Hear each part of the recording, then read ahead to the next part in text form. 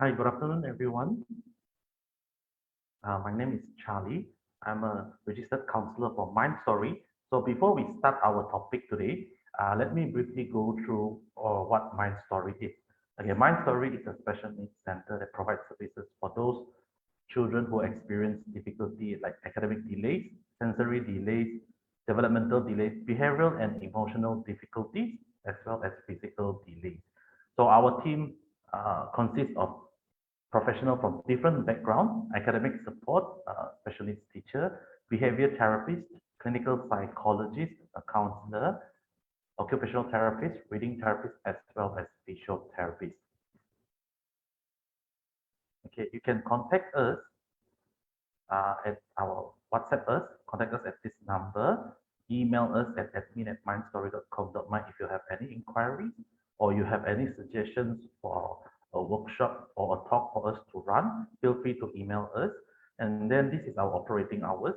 We operate from Monday to Friday, 8 a.m. to 5 p.m. We also open on the weekdays, weekends, prior appointment only. We are closed during the public holiday. Okay, you can check us out at our Facebook page for all the latest talk every month.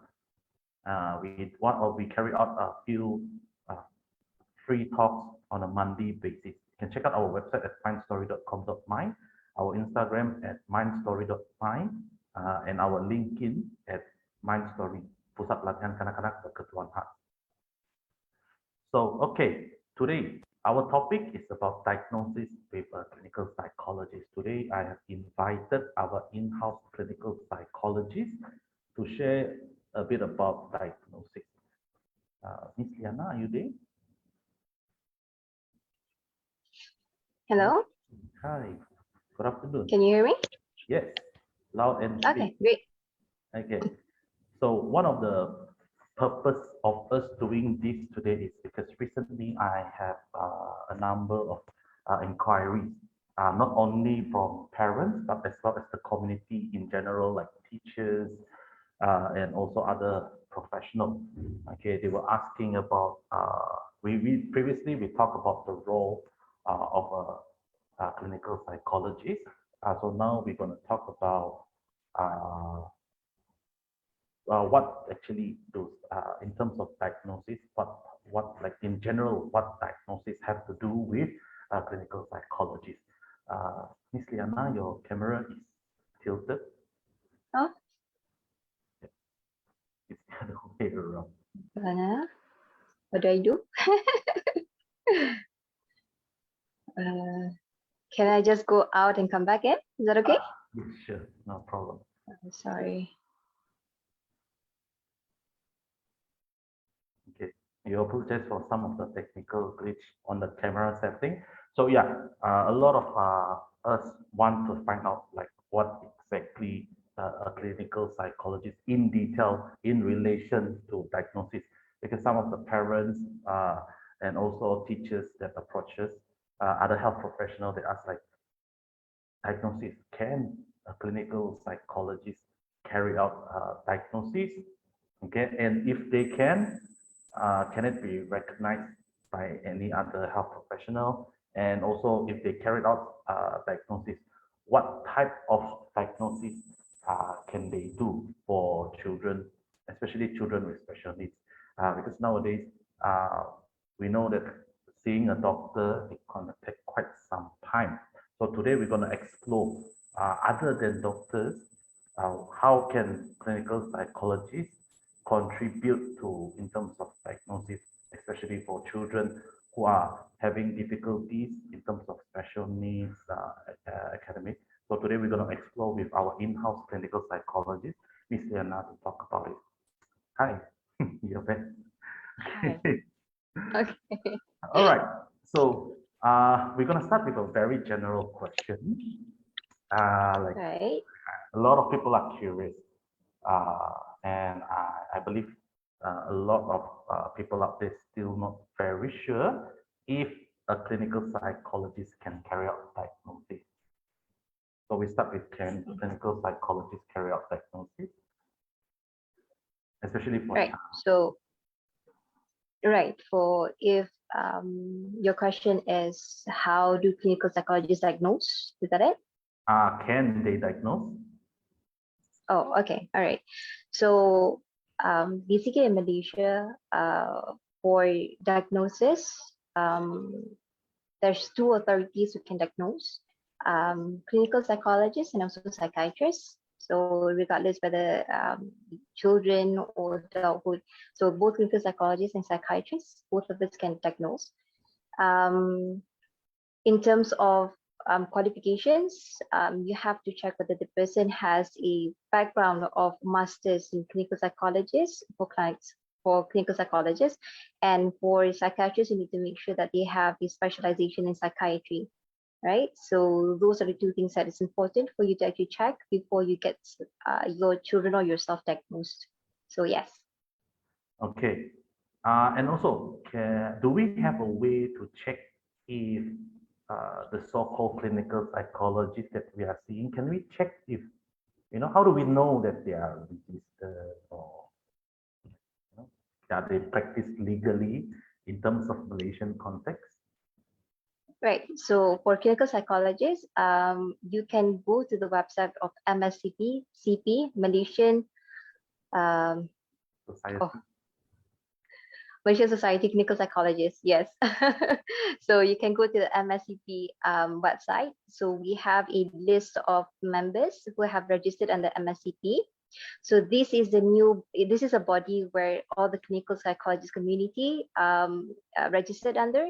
So, however, not many of us register under MSCP because in the future we're going to have an allied health act where all the clinical psychologists and other allied health practitioners are compulsory to register under them for us to use our title, right? So in the future, we have to go to, you can go and check under allied health under Kementerian Kesihatan.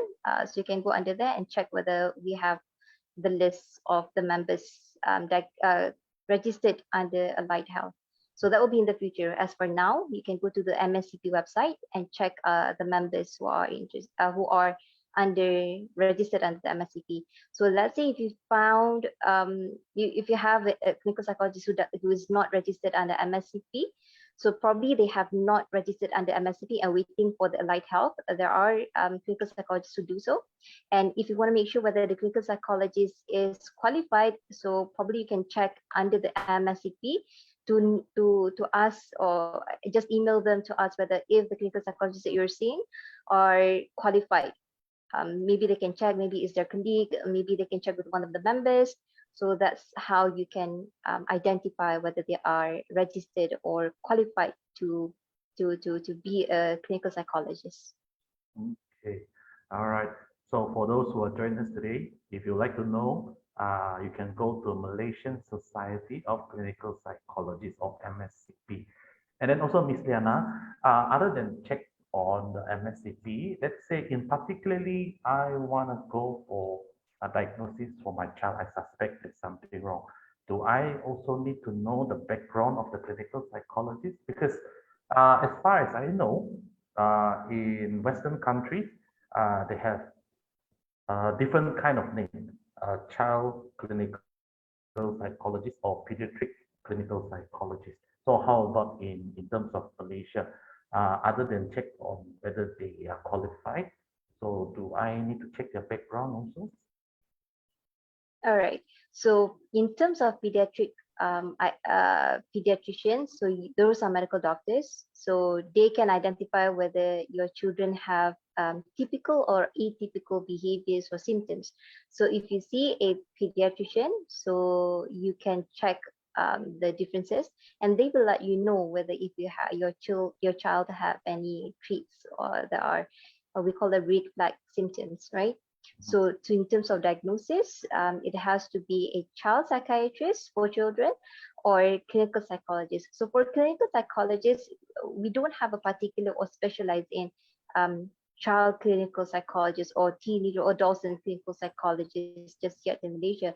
Probably we have about just recently was introduced, but it's not implemented yet. So you can just look for clinical psychologists. So if you're concerned about the backgrounds, you can just see whether if the university that are registered for is under, they have offered the programs or not. Like I said, so if you want to check backgrounds and you're unsure, you can just ask directly to MSCP. So they will guide you on how to check for the members who are practicing as a clinical psychologist. Yeah. Okay. So yeah, that's thank you for that information, and also for parents who are curious. You can also ask the. I mean, in my opinion, what I always do if I'm not sure, I will contact the clinic or the center to ask if the clinical psychologists have experience in dealing with children. Because in my opinion, and also based on my experience, clinical psychologists in Malaysia, they don't have specific like what Ms. Liana have shared. So because some of them who are experienced, they can contribute in terms of uh, how do they deal with the children when before even providing uh, diagnosis. Because to be honest, if you come in to the center or the clinic, if the person has no experience, it's very hard to deal with children with special needs because we're not sure what to expect. Okay, so it's very important also to check because sometimes we just don't want to like miss uh, how to say mistreat the child because we don't know anything about the child. Okay, all right, so that's the answer for you all. Yes, clinical psychologists can provide diagnosis. Okay, the second question, this is the favorite. Okay, a lot of I encountered a lot of parents and you know and also as sort of we're spreading the words to the community. This is one of the favorite questions for Miss Liana. What type of diagnosis can be carried out by a clinical psychologist? So in particularly to screen children with disability or special needs, because we know even in TV we can see that a clinical psychologist closely related to mental health in terms of depression, anxiety, anger management, emotional behavior, bipolar, all this. But let's say we magnify the area of children with disability. So what type of diagnosis? Can you share with us? Right. Yeah. Sure. Thank you for the question. So basically, as yes, like you said, there are a lot of information. So when we talk about mental health, there are a lot of information for adult diagnosis, right? So and the common for children are autism or ADHD, right? So these are some of the few diagnosis for children. So there are a few more diagnoses for children that we have to cater for, which is important for parents and teachers to be aware of because we don't want the children to be treated differently just because they have troubles or they have difficulties with the disorders and whatnot. So some of the diagnoses that we can do are for children are autism, which is what is ASD, autism spectrum disorder, ADHD, attention hyperactivity or attention deficit hyperactivity or impulsivity disorder, ID, intellectual disability, SLD is specific learning disorder, which is dyslexia, dyscalculia, and also dysgraphia. So those are the things that those are the things that we. Yes, I noticed my camera is hunting. I do not know why. uh, Yeah. yeah, so those are the things that we look out for.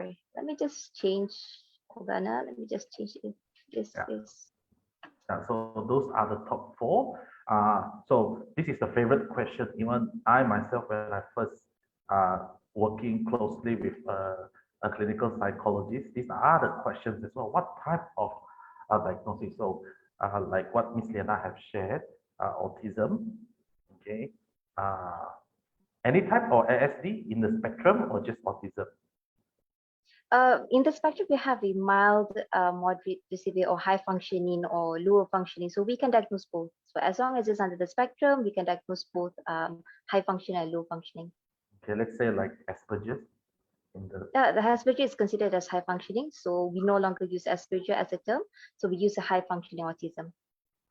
Okay, very good sharing. So autism, high functioning, low functioning, moderate or mild, okay, and then ADHD, Mhm. attention deficit hyperactivity disorder, can be diagnosed by clinical psychologists. SLD, specific learning disorders. So this is where, like dyslexia. Yes, dyscalculia, dyslexia, dysgraphia. So these are more, we can catch this after the children has gotten a, what we call that, formal education. Um, Not necessarily under kindergarten. So kindergarten, sometimes they focus on social skills and play skills. Usually, unless you have go to kindergarten or preschool that focuses on academic skills, then we can see whether we can filter out whether we can diagnose or not. So usually, teachers would alarm parents in standard 1 or standard 2. They will alarm the parents and inform the parents that they are having difficulties such as writing, such as difficulty to understand, inability to calculate things, and inability or difficulty to express the ideas on papers. So these are the things that we look for, especially the teachers. They are more aware of dyslexia as compared to dyscalculia and dysgraphia, because dyslexia is more focusing on reading, understanding text. So usually those are some of the difficulties in academic performance, which we call masalah pembelajaran. So that is more concerned, that's more popular, I would say, common among children Mm, who have gone through formal education system. yeah. Yeah. So something like slow learner, can it be diagnosed? Yes, yes, as well. So slow learner and dyslexia are two different things. So slow learner, they have their own pace of learning. However, dyslexia, they have their own difficulties. So we need to distinguish them. So whenever the parents or teachers bring their children or child to us, so we need to distinguish whether they are a slow learner or they have difficulties like SLD. So those are the things that we need to look for, and we have to get a thorough investigation, because those two are different things and we don't want to overdiagnose. So learners can actually learn by their own pace, and if they have their own method of learning, they can have a typical or average way of learning in the future if they know how to. So with SLD, they might have difficulty along the way. It's just that we need to cater them and teach them the best way that can adapt with learning. Yeah. Mm, okay. So for those who have any question, feel free to put in a comment box, because these are the questions that I collect over the months, and parents have suggested, sometimes they are a bit shy. So I, on behalf of them, these are other questions that I will ask Miss Liana, and we make it into public so everyone get to know the information about clinical psychology. Okay, and then the fourth type is intellectual disabilities, right? Okay, so Right, if I'm right. if I'm not mistaken, this one used to be known as mental retardation, right? Yes, yes, yes. Previously known as mental retardation. So when we talk about intellectual disability, it even the name itself says that intellectual disability, whereby the child may have difficulty in terms of the cognitive development. So inability to understand simple instructions, inability to take care of themselves. For example, what we call is the daily living skills. Um, Taking a bath, putting on clothes, feeding themselves, so cleaning up after themselves at a certain age. So those are the things that we need to monitor, whether the child has intellectual disability or not. And not only the daily living skills, we also notice, we also make an assessment for their IQ, which is our cognitive part, whether they have the ability to actually manage themselves using the critical thinking skills, observing the executive functioning skills, whether they can use those appropriately, depending on the situations, whatnot. Yeah. So these are the four common types in terms of, let's say, we want to run diagnosis for children with special needs. Right, I right. believe there's also supplement assessment, or not, yeah, assessment, I would say, like uh, adaptive behavior. Right. So the adaptive behaviors skill, or what we call a VABS, is where it's an assessment that we use. Is a We can't use that, just that, to actually diagnose. So basically, in terms of diagnosis, there's a lot of several assessments that we actually have to use. So to get a comprehensive diagnosis or comprehensive investigation, so we need to use several tools. For example, if you want to diagnose for autism, so we have an autism assessment.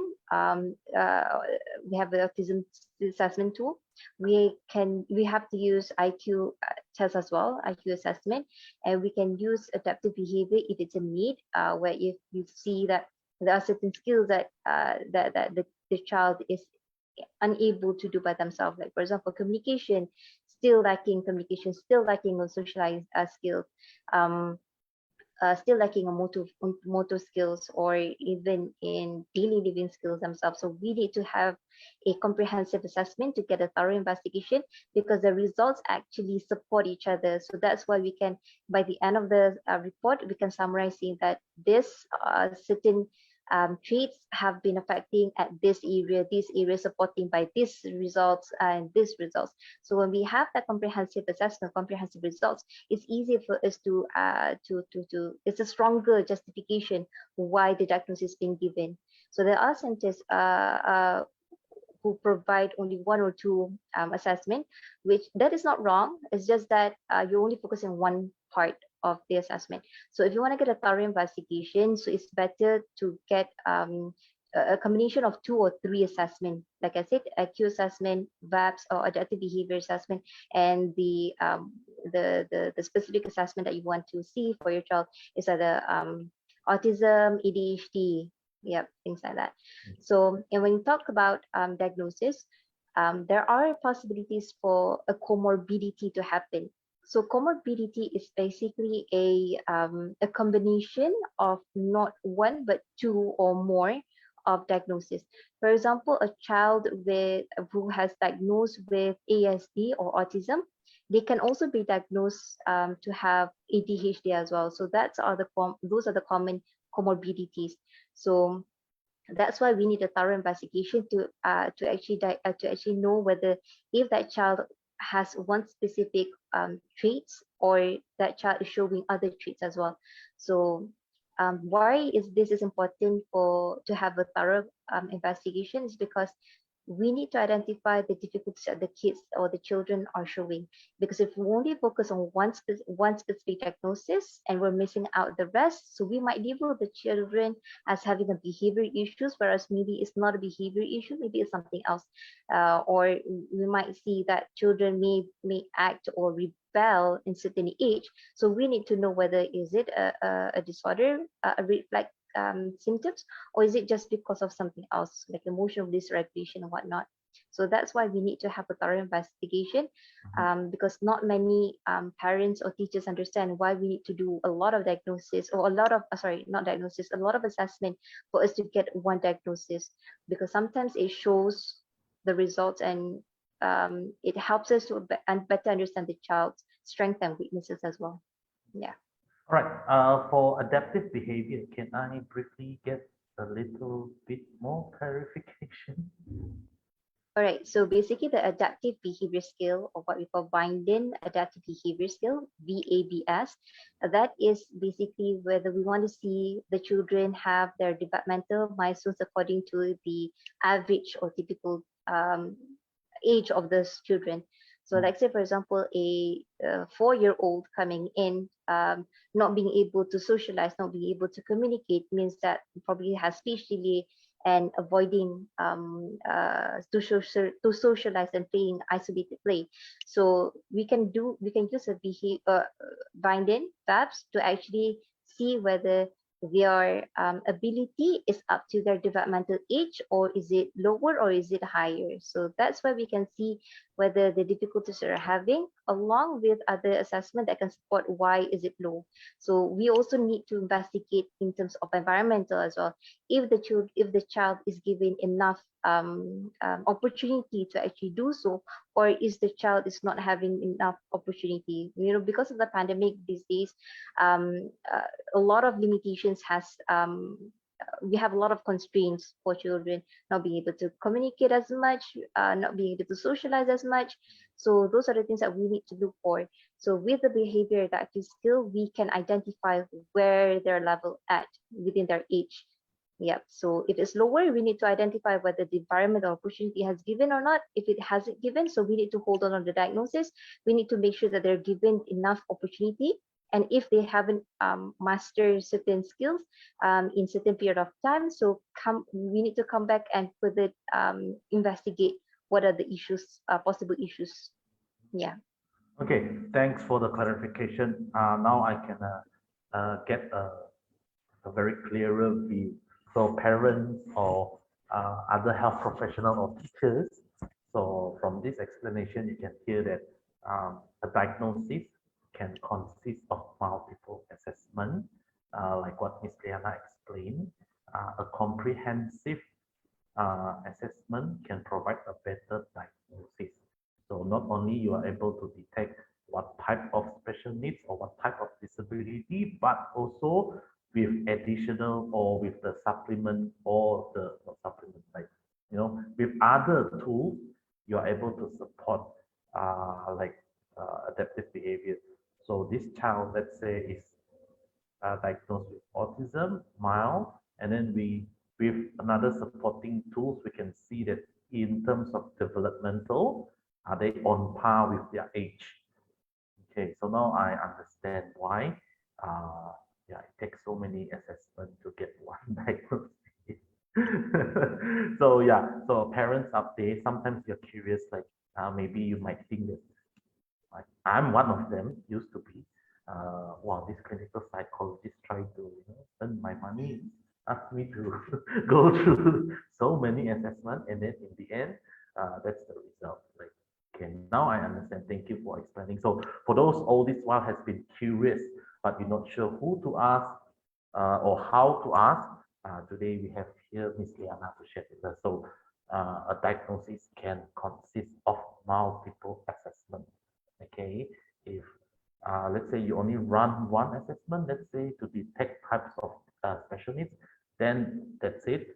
But the comprehensive to see like comorbidity, is there any other things underlying factors contribute or goes hand in hand with these special needs?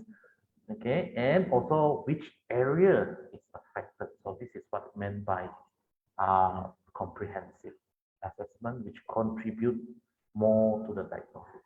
I mean, definitely, if you talk to a clinical psychologist, I believe they will guide you through like what Ms. Liana said. She will guide you through. It's not like, I want this, and that. But so I'm not sure. Maybe you can do that. So yeah. Right. So this, yes, Can I just add on? yes, sure. Right.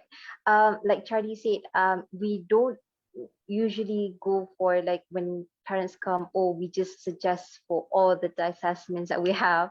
So we don't do that. We just from the interviews that we have, and sometimes from the referral letters that we've gotten from other like pediatrician and whatnot. So we need to assess their concerns. Sometimes in the referral letter itself, it mentions about socializing, poor social skills or hyperactivity, things like that. So we need to identify if we see a red flag symptoms for the ESD symptoms or autism symptoms, and also with ADHD symptoms. So we will inform the parents that we need to do both assessment if there is necessary, right? So we don't usually go for every child we offer for all assessments. So because all the assessments have different onset of age as well. So the limitations of age, the range of age that we can use. So let's say if we bring a 3-year-old child to us, aside from the autism assessment, other assessment needs to hold on first until they reach certain age. For in terms of like for example, autism, they can start at 1.5. Usually we go for 2 years old, 2 years and above. For ADHD, usually a 5 or 6 years old and above. For IQ test, we will go for 6 years old and above. So again, if you come, it's not necessary that we need to do all the assessment. We will see on the criteria that we have or the reflex symptoms that we have. Then we will suggest on what to do next in terms of the assessment, what assessments are suitable in that matter. Yeah. Yeah. This there goes the third most asked question. What's the age limit? So Miss Diana have shared certain assessment has their age limit, or when you can see. So yeah, so like IQ test is 6 and above, which is pretty straightforward. IQ test for those parents out there, it consists a lot of asking questions and doing activity. So it doesn't make sense for your child at the 3 years old to do IQ test, because I believe the test itself did outline what's the age limit, right? Yes, there are assessments IQ tests for younger children like pre-kindergarten, like 4 years old and above. But usually there we use that only when we see a distinctive, significant symptoms or traits of cognitive disability. So that's where we can offer. But however, we do wait, hold on to the necessity for children to get proper exposure and whatnot. Yeah. So because sometimes when we have children with speech delay, they have limitations in understanding instructions as well. So we don't immediately go for IQ test just because they have difficulty understanding, but we go for treatment first. And if there are difficulty understanding after the treatment, then we would suggest to go for IQ tests when they reach a certain age. Yeah. Yeah. Thank you. That's one of the questions that I'm gonna ask you. Yes, this is something as well. Please clarify with your clinical psychologist, because there is a lot of factors you have to consider before you run an assessment. One of it is language skill, okay? Because from my experience seeing an IQ test result, the test will carry out in English. Let's say this child has no exposure or limited exposure to English, so the English proficiency definitely gonna be lower than the native English speakers or those first language is English. Okay, let's say my child language, English language is second language at home, which we hardly use unless at school. Definitely, they will have a slight difficulty when they carry out the test. So please do clarify. It's not like, it is to me, it's not fair that if your child doesn't speak English but go for an English test, to me it doesn't make sense. Definitely the IQ test uh, will not turn out very good in a way. But bear in mind, okay, a lot of parents also ask me about the IQ test. So, okay, kids are growing. Okay, the test that you get doesn't mean it's fixed. Okay, we talk about in last month we talk about brain plasticity. Child able to learn. Okay, so if you get the result, it's not a competition that I want to boost the IQ. Okay, this is like what Miss Liana has said. This is just to give us an idea. In intelligent test, inside has a lot of component that they access. So from there we can identify, right, which component is affected. So when you get the result, it's not about who got the higher IQ, yeah, parents, teachers. It's for us to understand which part in the IQ test, which bring what area that bring the score down, and then we focus on that. And like what Miss Liana said, we provide intervention. It's not about I get this result, I compare to other people. See, my child got better IQ. So no, this is just like what Miss Liana have said to be included in the more comprehensive assessment, I mean diagnosis.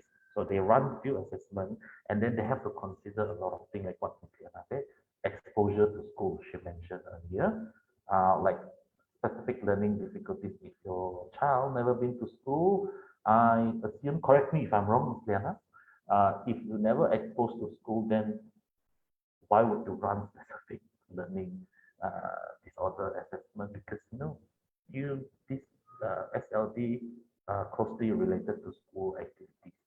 So it's not fair if your child has not been exposed and then just send. Definitely, it will affect the score, and then so does the IQ test.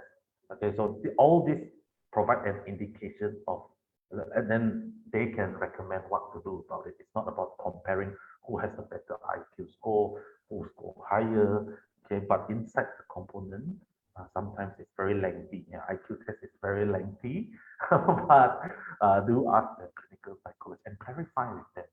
Okay, like does it impact? I don't speak English and whatnot.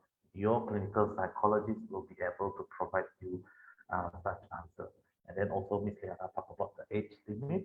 Okay, I know this is individual differences, right, Liana, up to the clinical psychologist whether they are comfortable to run at a young age, unless it's outlined by the assessment, right?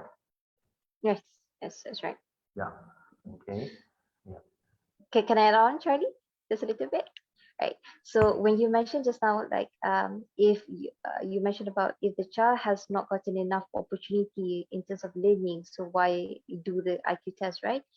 Sometimes not just because of learning opportunities, sometimes because of, for example, if you taught the child the same instructions or the same um, task over and over again, but the child is unable to actually do it or actually understand or actually remembers how to do it. So those are the things that we look. We can go for IQ assessment as well. So not just for academic performance. So we need to look at as well. We just want to see in the domains of IQ test, which one is the least result that we need to cater for, because probably there are activities, there are certain tasks that the child needs to do to probably help better improve those weaknesses in the skill. Yeah. Thank you for clarification. So this is why it's important that we keep this discussion and then also ask as much as questions. See, like me, I do make mistake like this, but it's okay because it's a learning process. The more we ask Miss Liana, the more we get to know. Because to me, it's like IQ test is for school. I don't need it, But yes, see, this is when you communicate with your clinical psychologist, this is what you get. Sometimes I have a preconception about IQ test for school, but from a perspective of clinical psychologist like Ms. Sena, no, people cannot follow instruction. They have difficulty processing some other information. It doesn't mean that it's all academic related. Also can do IQ test. So this is where we all learn together, and it's very important because sometimes teachers feedback is very important as well for clinical psychology, because when they do a diagnosis, this is what they'll go through with us parents and things like that. Okay. All right. So okay. So we talk about the types and what other assessments available. And then is there anything like a school readiness test? School readiness tests, under clinical psychologists, we don't have a specific test for it because we would like to see from a multidisciplinary perspective as well. So, for example, if school readiness would recommend for a screening of from occupational therapists, we would ask a screening from speech therapists as well as the IQ test as well. What we do. So why this happens is because sometimes in IQ test um, uh, we don't have a specific domain for ability to speak or understanding languages. So that's why we need help from a speech therapist to actually help us identify whether the child has difficulties in that terms or not.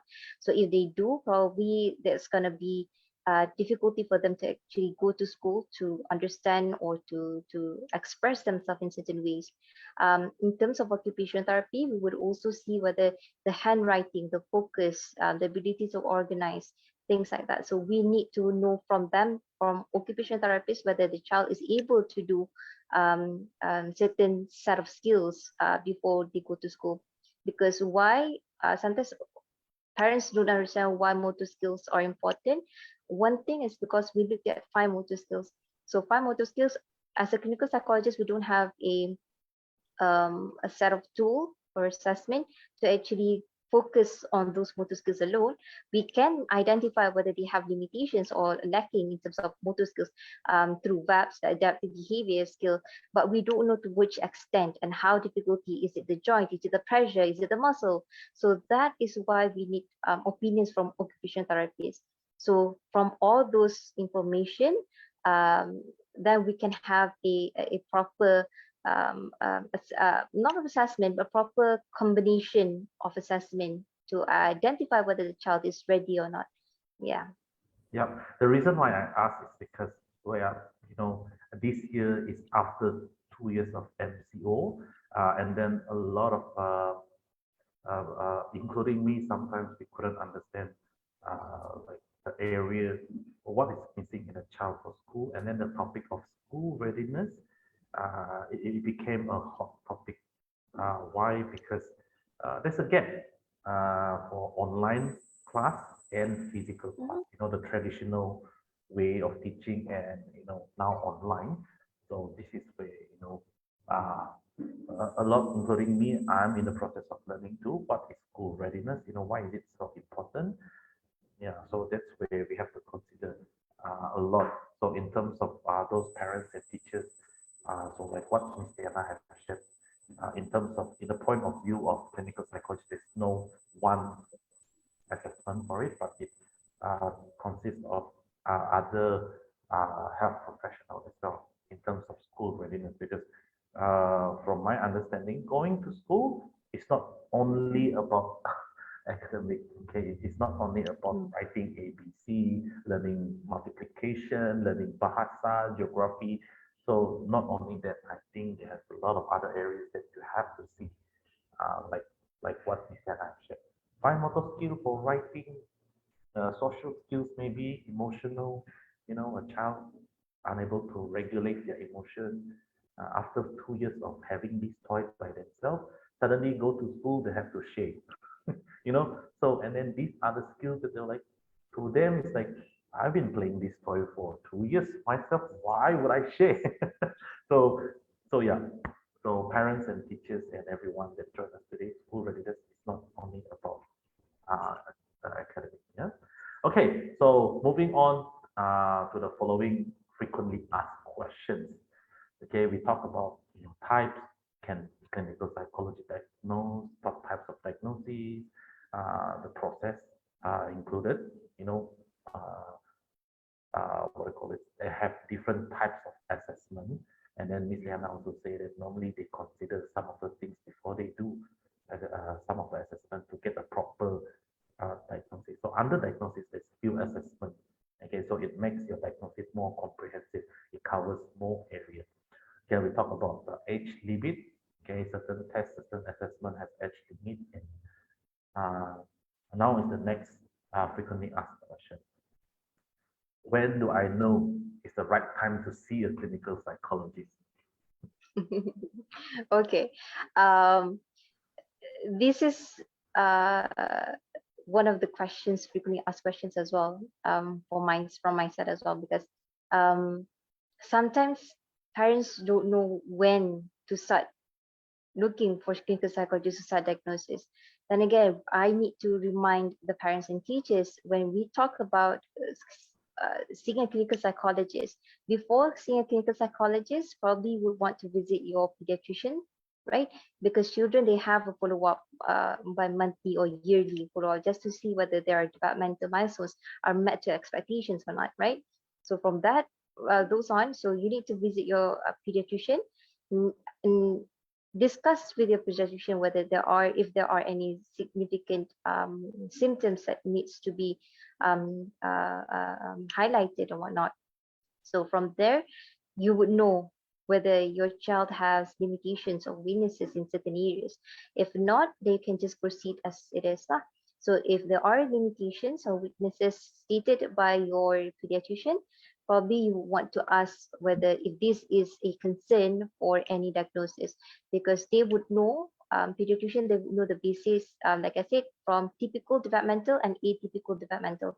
If there are atypical or unusual symptoms or behaviors or certain criteria, they would inform the parents and they would write a referral letter to actually visit a clinical psychologist, or child psychiatrist for further attention. So from there, that's why I was mentioning about referral letters. They would inform us what are the criteria that they have seen, because they have been a follow up, right? So they have your history of follow up. So they know the developmental milestones of your child. So they can identify which are the weaknesses or which are the strengths, and they would identify and let us know what are the weaknesses that they have seen throughout the years that you have been coming for a checkup. Yeah. So that's one of the things that when you have to know, when you discuss with a pediatrician, you know when to actually see someone for help. Not just clinical psychologists, they would ask you to go to certain departments as well, like ENTs or psychiatrists or occupational therapy without seeing the clinical psychologist. They have certain criteria for them to actually refer you for certain departments. And with that, you need to trust your pediatrician. If their pediatrician missed out some of the things, probably after you see your occupational therapist or speech therapist or ENT, they would then refer you again, because regardless whether you have to go straight to clinical psychologists or other departments or health providers, you have to go to certain screenings. Like even if you come to me, if I ask you whether if you have gone to ENT to check whether there are issues or not, I will say you haven't. I would suggest for you to go for ENT check first, right? And then if I see a certain areas that are weakness in let's say for example motor skills, I would ask you to go for screening, right? So with all of that, screening has to come first. All right. If regardless whether you come to skin psychologist or any other departments, screening has to come first. Then they will guide you to where you should go. Unless you have seen or the pediatrician see a red flag symptom, which is an obvious red flag symptoms, they would tell you when to. Like for example, if you haven't gone to your pediatrician, so you wouldn't know what are the red flag symptoms, right? So under KKM, uh, they have launched a PDF file for developmental milestones for you to cater each and every age of your child. So I think, let me just see, it's called Yeah, we can post in our comment as right, well. So that right, okay. Yeah, so if you have it, Charlie, maybe you can post on the comments for them. I don't have it. Maybe I can pass it to you. Maybe you can share it. Yes, yes, So please basically, the do. KKM. Yeah, So please basically, do. the KKM have these specific guidelines for each age, by month and by years. So you can just look and go through and identify. So why this is important for parents to actually pay attention is because sometimes parents have a high expectation, right? So, for example, your child is a 2-year-old child or 3-year-old child, but then you're expecting the child to express or to talk or to do certain things at a 5-year-old child. So, those are the things that we need parents or teachers to understand. Where are the child's developmental milestones are, so that they don't treat the child too advanced, or they don't treat the child too low of their ability. Yeah. Okay, so there you go. A new thing for us to learn. When do I know it's the right time? Talk to your pediatrician. Yes, I do agree with this because normally we stop bringing our child to, like, let's say clinic kesihatan. Um, Normally the yearly checkup is until 12 years old. I kid you not, I learned this from pediatrician as well, but normally after 2 to 3 years old, after the pink color book, finish, then we just like, hey, we don't need to see a doctor anymore. But actually, preferably, as long as possible, it's no harm, just a yearly checkup. It's no harm, then no issue. But yeah, so it's something that we can learn also. Yeah, me too. To be honest, when parents ask me, when's the right time, I have no idea. Why? Because uh, to me, it's like when I see the child, if you think you have difficulties, I normally will jump to see a doctor first. But like what Miss Liana has said, talk to the doctors, pediatrician, child specialist. It doesn't have to be a developmental pediatrician first, because the queue is very long. The reason why we have clinical psychologists is also to uh, elevate, so to distribute the cases. Okay, not everything has to go through a developmental pediatrician, but we have alternative choices for parents out there. Okay, if the queue is long, sometimes you wonder, what should I do? You can ask the pediatrician while waiting for developmental pediatrician. Maybe can I see a clinical psychologist? So pediatrician able to answer you, and then you can proceed. Because normally when they refer your child to developmental pediatrician, they too will outline what they observe.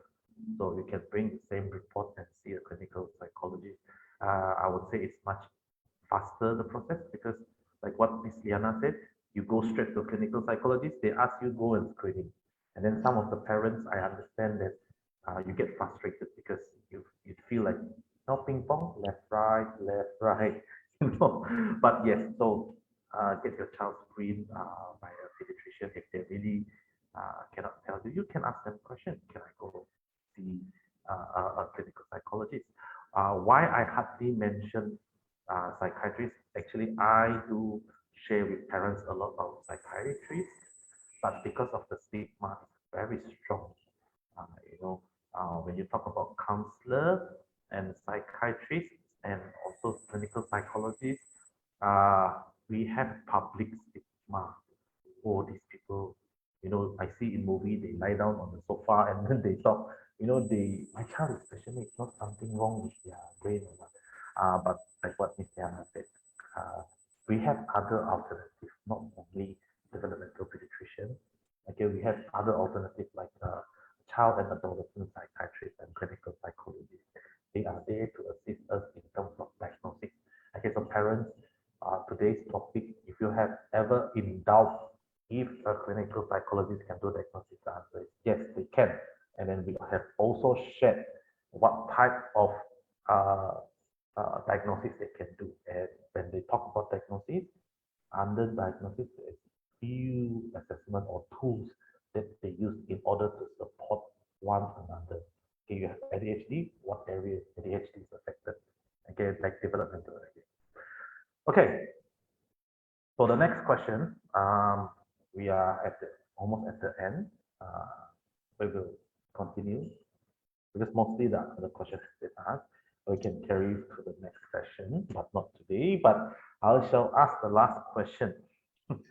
What should I do after getting a diagnosis from a clinical psychologist? All right. So um, before you ask that question, you must have known what were the objective of you getting a diagnosis, right? So it must have been because you want to do something because of the school requirements, or there must be whether if you want to identify whether your child is supposed to be placed, where is the exact place for them to be at, right? So with that objective, the next step is whenever you have the diagnosis, it comes with a report. So under the report, in the report section, there is a section of recommendation. So the recommendations, clinical psychologists would put their recommendations where they see that if there are certain limitations, we would refer you to certain types of mental health providers, be it occupational therapist, be it speech therapist, be it psychiatrist, be it counselor. So we would definitely recommend that. Okay, that's one in terms of therapy. So it's either your child needs therapy, so you should proceed with therapy then. All right. So after you get the diagnosis, if you would want to apply for OQ card, so you can use that report to apply for OQ card. So I think we have discussed this previously for those who have joined, or probably maybe Charlie can explain a little bit on the OQ card. Why is it important, right? Because sometimes school placement require OQ card. If you want to join the PPKI and things like that, so they want to see a proof of evidencing that if your child is having difficulties in certain areas and whether they are qualified to actually enter the school. And or certain, for example, if in inclusion school, in mainstream school, sometimes they have inclusion classes. So you need to have a what we call that, a proof or evidence that you have gone through certain assessments, and there are significant issues in your child. That's where the teachers need to have a look and pay attention to certain weaknesses and cater that weaknesses in the class. So that is important as well after you get the diagnosis. So the report, basically, after when you get diagnosed, the report is important for your usage, be it for OKU card, be it for school referrals, be it for any other place, or treatments or therapy sessions. So that's where you can proceed. So it depends, because not all children would go to the same place. Like, say, for example, if child A having certain difficulties, probably I would recommend to go OT and ST. So if child B, even with the same diagnosis, probably have different difficulties as well. So I would probably just refer to OT instead of ST, or OT and psychiatrist, things like that. So it really caters to different individuals. Depends. Yeah. Oh, okay. Yeah, that's a very good sharing. Yes. So, uh, parents, teachers, or other health professionals that join us today, please look at the recommendation. I know sometimes clinical psychologist report can be very long, but please look at the recommendation so you know what to do next. They will let you know their suggestions and recommendation, what to do next. And then from there, you can work out in terms of planning. Uh, you know your objective, like what Christiana said, you want to do something about it. Next, you can, in terms of planning, what's your priority? Okay, and you can ask, if you're not sure which one is important, you can ask your clinical psychologist, what do you think? Should I go for this therapy first or that therapy first, or do I need to do all? Okay, so parents, don't panic when you see a lot of recommendation. That doesn't mean you have to do everything in the recommendation. So please check with your clinical psychologist, because uh, some parents who are able to commit to all, they will do all, but that doesn't mean it's necessary. You can ask uh, the clinical psychologist, because sometimes you want to do everything for your child, but your child just couldn't comply. It can be too many things for too heavy for them, because therapy is not easy, even though we look at it, it's just 1 hour, 1.5 hours, but to them it's a bit difficult to carry out certain tasks. So if you do everything, and then it defeats the purpose of sending for intervention. Okay, so do check. If you're not sure which intervention should come first, ask your clinical psychologist. Okay, there's no harm. You already pay for it, so ask as much as information you can.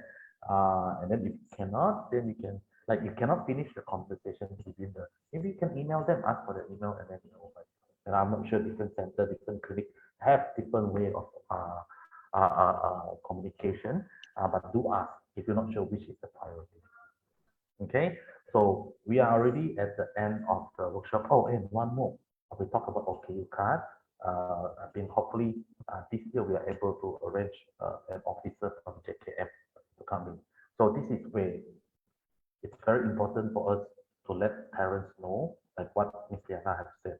Check whether the person is qualified, okay, or certified, because JKM or any government agency, including school, will not recognize other than clinical psychologists. Okay, let's say you send to child psychologists and whatnot. We have tried, but they not, because under Malaysian jurisdiction, they only recognize clinical psychologists. So if you run your diagnosis by someone who are not clinical psychologists, uh, you cannot apply for OKU card. Okay, it has to be clinical psychologist or a doctor. If you look at the Borang OKU, so that's where you have to be very careful when you look for a clinical psychologist. Okay, so that's it for today. If you have any questions, feel free to post in the comment, and then we'll come back and answer your question. All right. Thank you everyone for joining us today, and thank you, Ms. Liana, for sharing your experience and your information and your knowledge about diagnosis in the view of clinical psychology. Thank you. Have a Thank good you. day. Bye. Bye.